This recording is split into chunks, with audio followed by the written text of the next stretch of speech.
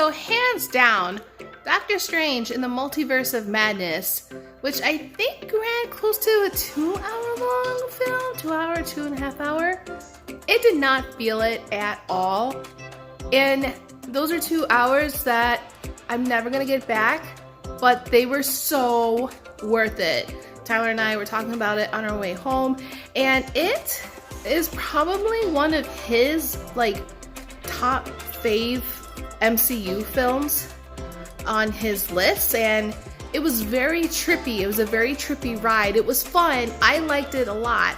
So if you haven't seen in the titles, I said spoilers. So I am going to discuss spoilers throughout this video, but I'm probably not going to be doing a very good job of it. So I have a couple of questions. So at the end of the movie, what is with that third eye?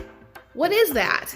Is that something, you know, like a new power or new something that just kind of unlocked itself? And I know we saw another version of Strange. Don't mind the recycle back there that was collected. We always try to get recycle and take it out within the night. But anyways though,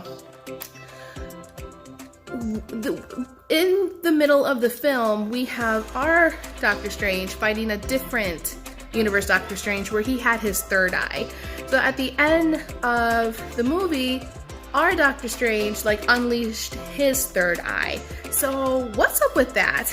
It would kind of be interesting to see, you know, how much time has passed between, you know, where his fight with the Scarlet Witch and to this third eye. And then the second question, the first end credit scene, who was that? Who was that?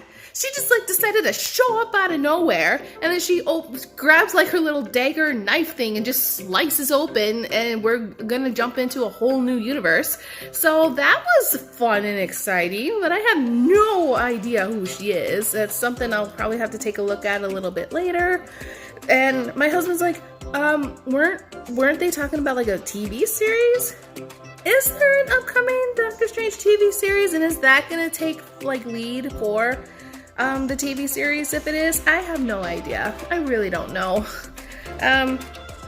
So I'm like kind of glad they didn't put in a little bit of any Moon Knight references, because that would have been a spoiler to me. I have not seen Moon Knight yet. That's something that I'm gonna hopefully tackle next.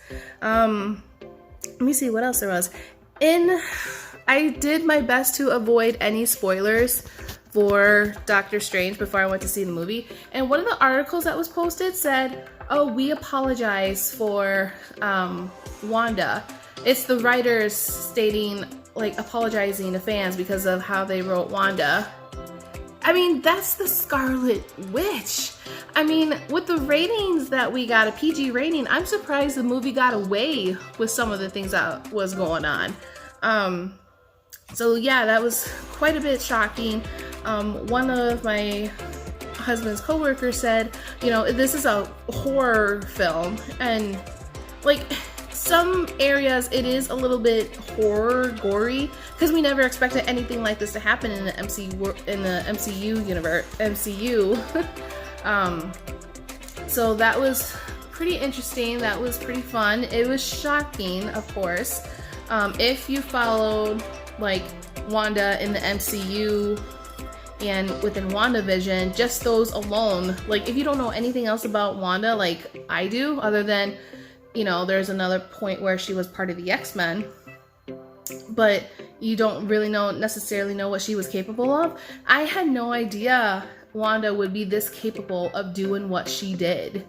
So that was quite a big turnaround, and I was like kind of shocked right away who the villain was. It's like we were within what, maybe 10-15 minutes in this film. It didn't even feel within a half hour, and already we're like, oh, okay, so now we got Wanda, who is gonna go after America Chavez, who has her own like multi-universe power.